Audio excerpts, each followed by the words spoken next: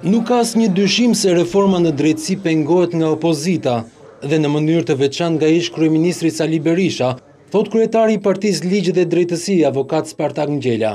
Por ai ka bindjen se reforma do të miratohet, pasi presioni ndërkombëtar është tepër i fortë. Politika amerikane dhe kjo europiano-perëndimore, sidomos politika amerikane, ngul këmbë në mënyrë permanente për për reformën drejtësisë në Shqipëri, kurse aspekti i dytë është klasa politike shqiptare, sidomos kjo opozitë drejtuar nga Berisha,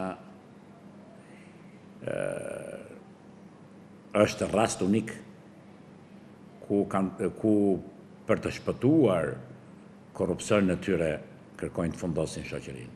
Por aspekti i parë është më i fuqishëm se aspekti i dytë, dhe reforma do përfundojë. Avokat Ngjela beson se reforma krijon për herë të parë drejtësinë shqiptare. Palët janë të irrituara, sepse deti ka qenë kos. Lugë kanë pasur, kanë futur lugën në det. Pra, kanë prekur thesarin e shtetit. Kanë marrë pjesë në korrupsion në një shoqëri që s'ka pas drejtësi. Ata janë viktimat të padrejtësisë, pavarësisht se padrejtësinë e kanë krijuar vetë.